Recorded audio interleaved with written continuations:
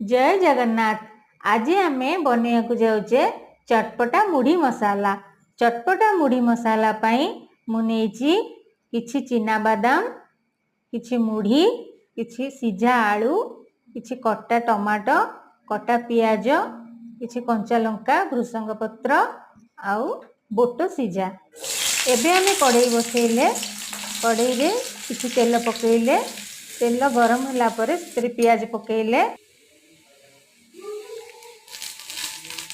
पियाज भाजी होला परे सेतरे कटा कंचा लंका पकेइले,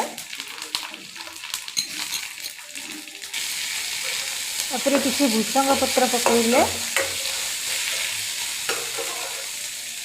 किछि बोट सिझा पकेइले, तापरे ताकू भाजी दबा, तापरे कटा टमाट पकेइ दबा, कटा टमाट पकेइकी ताकू भल भाव में भाजी दबा, तापरे सिझा आलू भी पकेइ दबा।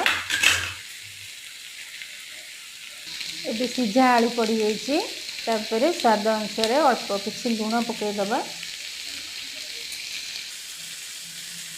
तापरे चिना बादाम भजा चिना बादाम पकेइकरी लास्ट को मुढ़ी पकेइबा।